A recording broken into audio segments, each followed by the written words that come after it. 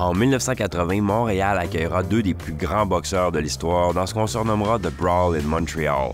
Sugar Ray Leonard, alors invaincu avec 27 victoires aucune défaite, va affronter Roberto Duran. Sugar Ray Leonard avait d'ailleurs gagné la médaille d'or aux Olympiques à Montréal 4 ans plus tôt.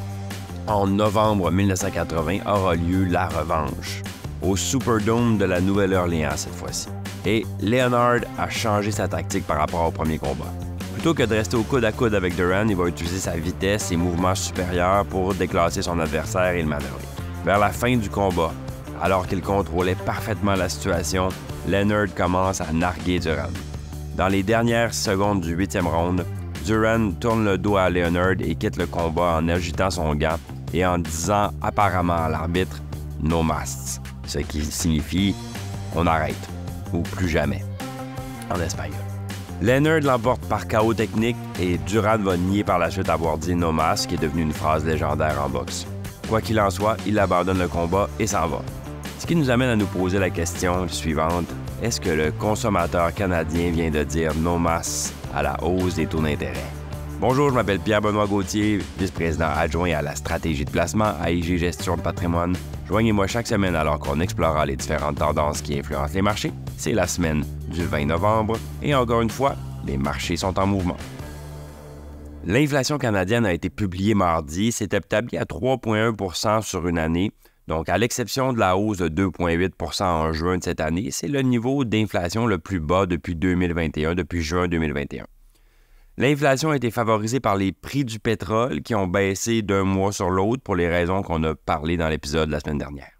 On a aussi souligné dans les derniers temps que l'augmentation des taux d'intérêt par la Banque du Canada pour combattre l'inflation était devenue, en fait, une forme de contribution à l'inflation parce que les coûts d'intérêt hypothécaires plus élevés sont maintenant une grande partie des données inflationnistes. Eh bien, les derniers résultats vont vraiment dans ce sens-là, même confirment notre théorie. Si on exclut les coûts des intérêts hypothécaires, le taux d'inflation passe de 2,2 % d'une année à l'autre. Ce chiffre-là est parfaitement conforme à l'objectif de 2 % fixé par la Banque du Canada. On a lu de plus en plus de choses sur la pression que les taux d'intérêt exercent sur le consommateur canadien. Sur la base de nos calculs de données statistiques, toute personne renouvelant aujourd'hui un prêt hypothécaire de 5 ans verra ses coûts d'intérêt augmenter de 50 % par rapport au prêt hypothécaire qui vient d'arriver à l'échéance. L'impact de cette hausse a commencé à se faire sentir dans les ventes au détail. Les ventes au détail au Canada pour le mois d'août, le mois le plus récent dont on dispose, montrent une croissance d'une année à l'autre de seulement 1,6 %. L'inflation pour le mois d'août était de 4 %. Donc, il ne s'agit pas exactement d'une comparaison entre des pommes et des pommes, mais ça montre que la consommation ne suit pas l'inflation. D'ailleurs, les commentaires récents des CEO de Walmart et de Target et plusieurs autres allaient dans ce sens. De plus, la tendance des ventes au détail, si on considère une moyenne mobile de 6 mois, est en baisse depuis juin 2022. Peut-être que ce sont les salaires et les revenus des Canadiens qui ne suivent pas l'inflation. Eh bien non. Les salaires au Canada ont augmenté d'environ 5 % annuellement.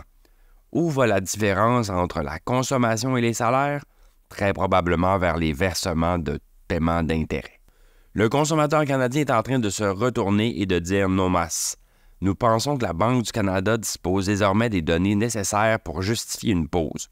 La prochaine mesure de la Banque sera une réduction. Quand est-ce que tout ça va se produire? Bien, à notre avis, c'est surtout une histoire du deuxième semestre 2024. En attendant, on peut se consoler en se disant qu'on a probablement atteint le sommet des taux d'intérêt.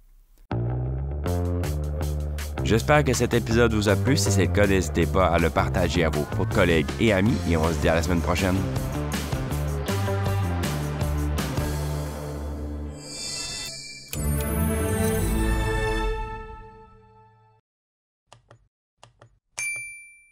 Le contenu de ce balado, y compris les faits, les perspectives, les opinions et les recommandations, ne doit pas être pris ni être interprété comme un conseil en matière de placement, ni comme une offre de vente ou une sollicitation d'offre d'achat de tout titre cité. On ne doit pas se fier sur le contenu de ce balado à quelque fin que ce soit, et IG Gestion de patrimoine n'est aucunement responsable de son utilisation. Le présent balado renferme des énoncés prospectifs qui décrivent nos attentes actuelles ou nos prédictions pour l'avenir. Les renseignements prospectifs sont assujettis à des risques, incertitudes et hypothèses pouvant donner lieu à des écarts significatifs entre les résultats réels et ceux exprimés dans le balado. Nos opinions sont susceptibles d'être modifiées en fonction des conditions du marché. Les placements dans les fonds communs peuvent donner lieu à des commissions ainsi qu'à des frais. Veuillez lire le prospectus avant d'investir. Les fonds communs ne sont pas des placements garantis. Leur valeur varie fréquemment et leur rendement antérieur peut ne pas se reproduire.